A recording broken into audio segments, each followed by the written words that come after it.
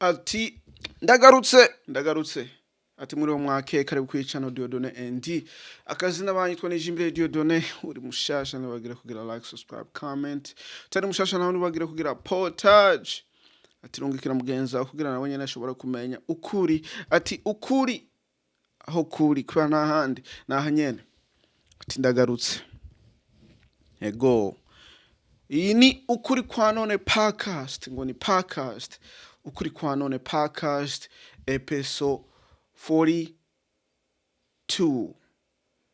episode 42 aho tuyaga vyinshi amatapika atandukanye ego rero uri mushasha nico gituma ngo ati ndifuza yuko wogira subscribe kugira nejo haza ngo tuzowa mbere kugira kubona bishasha ego ngo ati vuba maze wosanga tukwijije ngo ati ibihumbi 10 vyo abone kandi birashoboka mu mwaka ndizera bizoshoboka shimira umuntu wese amaze kugira subscribe ego ngo ati ukuri kwanone podcast aho twiyagira twisanzuye dutuje turi relax ego ngino munsi ngoma nyage kuri wewe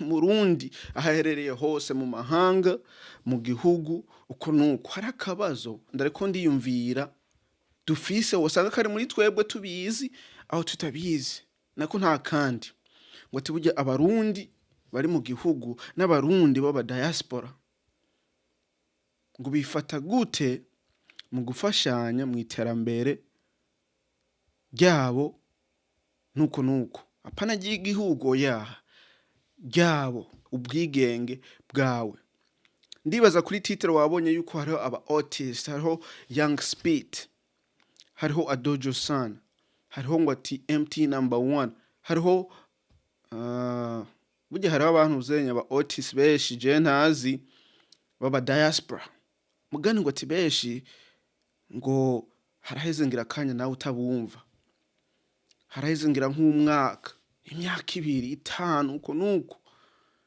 ngo baragiye mu gacerere ngo ati ni kubera iki naho tubara aba artist mugani n'aba youtuber aba content creator baba diaspora b'abarundi gasanga bari bafise umuvuduko mugani harageze ahantu gasanga ibintu vyabo vyarahagaritse vyaragabanuce akariro karayongereye bukebuke ati ni kubera iki nivyo tugomba tuyaga handa yatanguye ego nari cyambere na mbere ingene vyatanguye basi ingene je akakantu kaje mu vyumviro akamaranya imisi mugani kugira nkore ni video ni kubera hariho uri kuri YouTube keshi na keshi YouTube irakugirira recommendation mu bintu bishasha nyene bikaca kuri yo feed hanyuma ukaraba hari usanga amaso yawe bifasha hanyuma ukasanga wa clickinze ko kugira wumvirize uko nuko rero umunsi umwe ndariko ndaraba nyene kuri YouTube hanyuma ndiko ndagira nyene ndiko nda scrolling nyene ndaba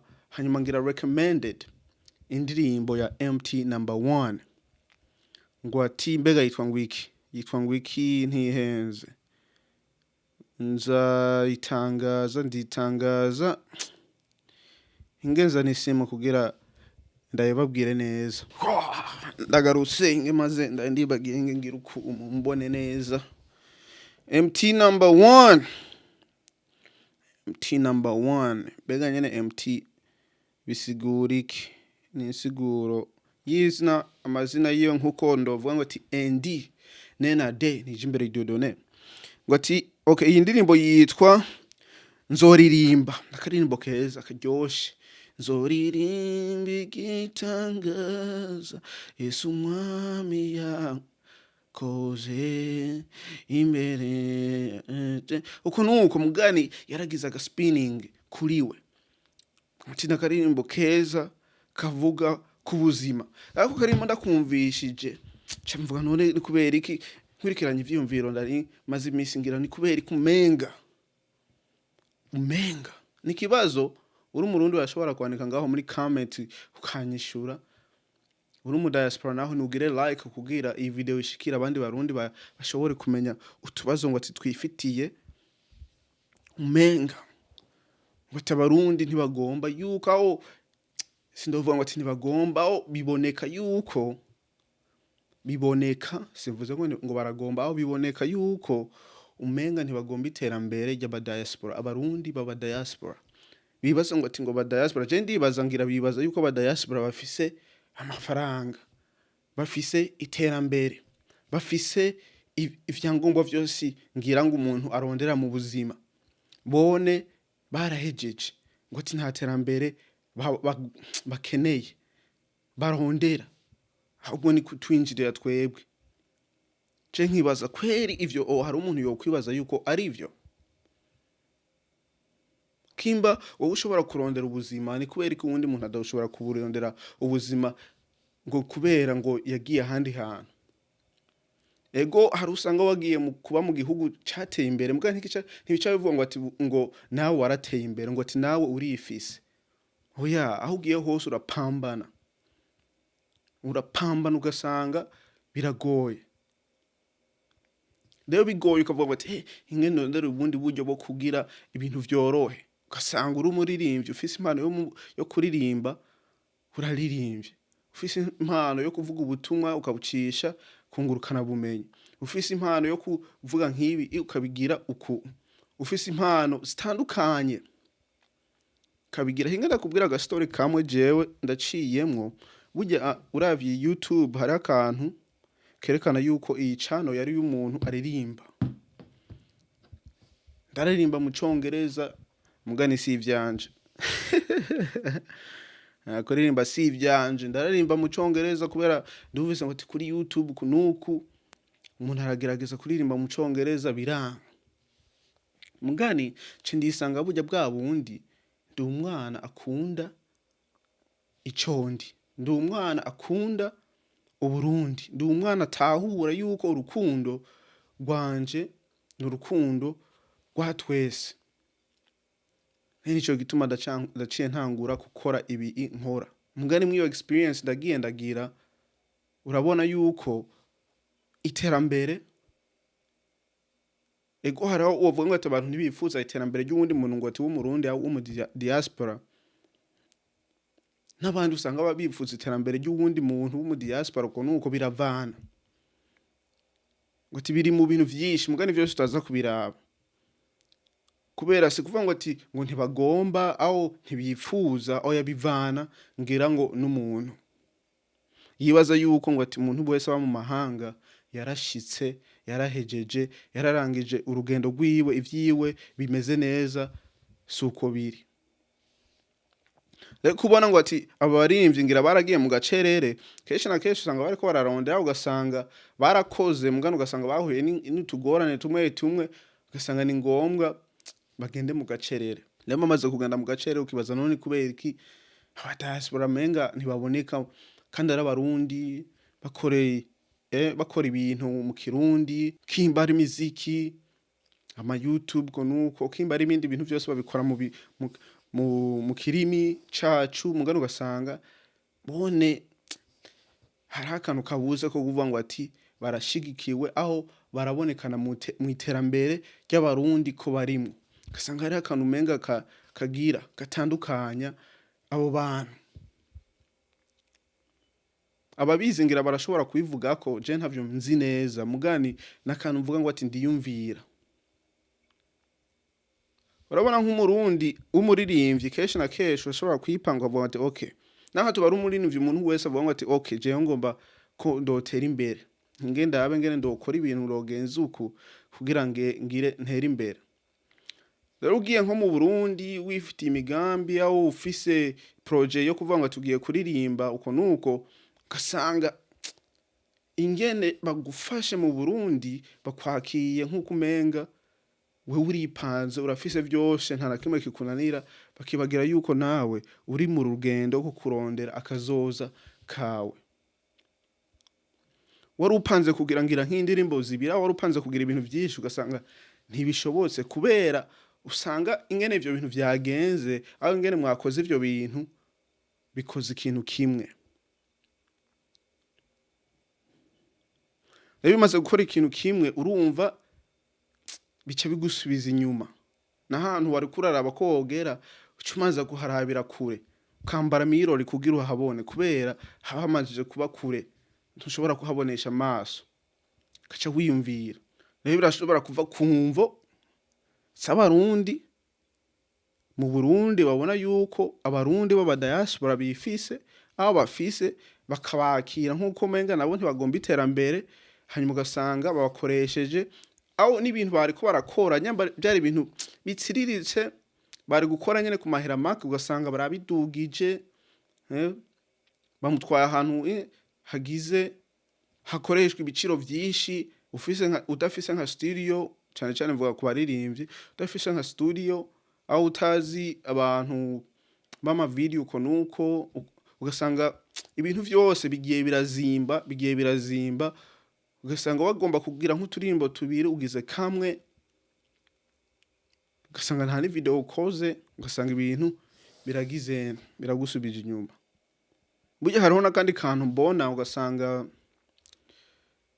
ego ubumenga ibintu by'ibiganiro by'abasani kenshi na kenshi umenga ubu byaragabanutse, mugani ubu turi mu bihe byo kuvuga ngo ati ubu nta muntu wobura.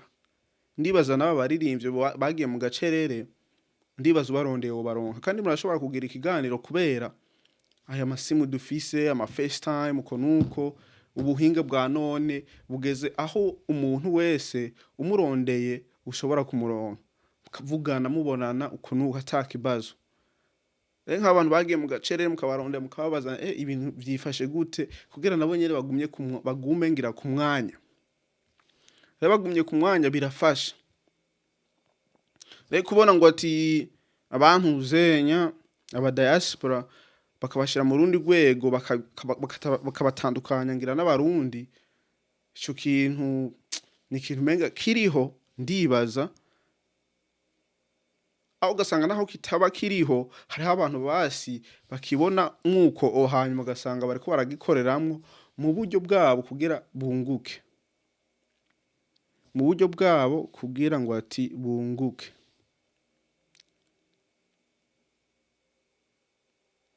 Nico gituma usanga nyene umudiaspora apambana cyane kuruta ngira ngo n'umurundi arapambana cyane, mugani ugasanga biratandukanye.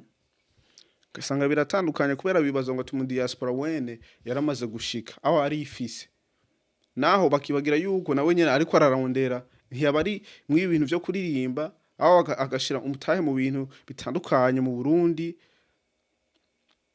aho agakora ibintu abandi bantu bariko barakora, nk'uko umurundi avuga ati ngomba gushiraho YouTube, hariho n'uwundi murundi abo mu kindi gihugu c'amahanga agomba gushiraho YouTube, mugani ukamenga ati ni ibintu bitandukanye, nk'uko umenga nawe ntariko ararondera iterambere, ntariko ararondera uburyo yobaho, ntariko ararondera ico agomba gushikako nk'uko nawe uri kurakirondera mu Burundi.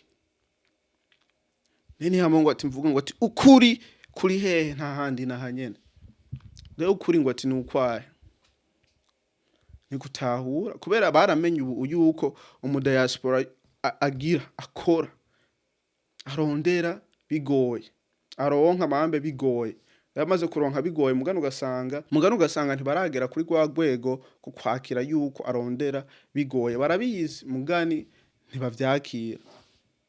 Ni kuvuga ngo ati naho bo mukoresha aho bokorana, ugasanga hariho utuntu ngira ngo tugiye turaruta nk'uko mwokorana n'umuntu w'umurundi hagati mu Burundi, yaba ari umu artist umuririmbyi, aho umuntu wari wese yifitiye ngira imigambi uko nuko.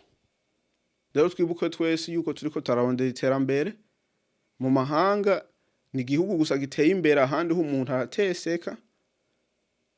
Ego mu Burundi bavuga ati ni igihugu kiriko kirarondera gutera imbere, ahandi hariho n'abantu babayeho neza, mugani bose bariko bararondera iterambere. Iryo iterambere riragoye kuronka hariho abantu bavuga ngo ati yuko bamaze gutera imbere, ugasanga bakubonye mu rindi sura, aho bakwakiye mu rindi sura, mukoranye mu bundi buryo, ugasanga n'ivyo bagomba gushika ko navyo ushiceko kubera hari ukuntu bakubona. Je nico gituma mvuga ngo ati burya je naho ndoba ndi mu Swedish, mu Turkish, mu Canadian, aho umunyamahanga sindovuga ngo ati ngo ndi umuntu uze nka kujya bavuga ngo ati ngo ndi umunyakanada, uri umunyakanada, uri umunyamerika, uri mu Australian, kandi uri umurundi. Ico ni ikintu umuntu akwiye kwikuramwo. vuga ko uri umurundi, ngo ndi umunyaburundi, je ndi umunyaburundi. Kubera nibo kwitwa izina ico utari.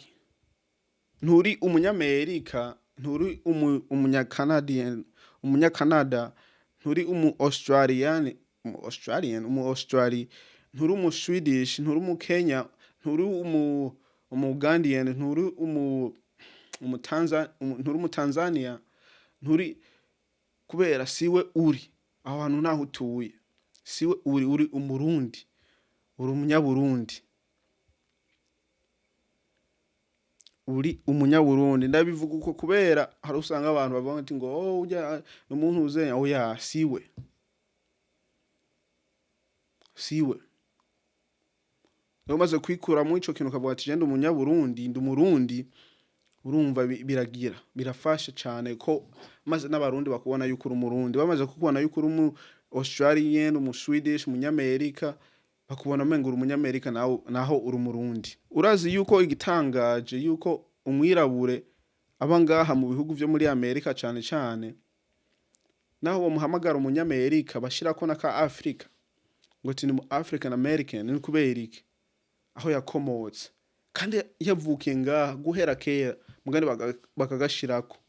Je ni kubera iki ndo kwitwa ngo umunyamerika aho mu Australia, umunyakanada uko nuko atanuko ndahavukiye. Nzi ikomoko yanje aho riri Burundi, ndi umurundi. Ngo ati mugani wo kubaza ko ari ibintu bisovye na hari ibintu bitahuritse. Ego rero kwakira ko kantu ko kuvuga ngo ati burya umudiaspora n'umurundi mu bandi gusa ntatuye mu Burundi, kandi kuvuga yuko ngo ati ngo ari ifise ngo kubera ari hariya ni ibintu bitumvikana, kubera nawe nyene ararondera nkuko nawe uri kurarondera, ntabayeho yicaye. Ego hari usanga abafise n'abadafise, ni nkuko mu Burundi hariho abafise n'abadafise. Urumva ni kurondera, ni gukorana ngo ati mu bumwe mukuri, hanyuma ibintu bikagenda neza. None wewe nawe ndakubaza ngo ati nawe woba wibaza yuko burya abarundi batashaka aho batifuza yuko abadiaspora b'abarundi botera imbere? Aho babibona gute, bavyakira gute? Niboneke ngaho muri comment hanyuma tubiyageko. Ego ngo ati akakaraka podcast ukuri kwanone episode 42. Wakazina kanje banyitwa nije imbere Dieudonne. Tuzosubira kubona niyo twabonana. Peace.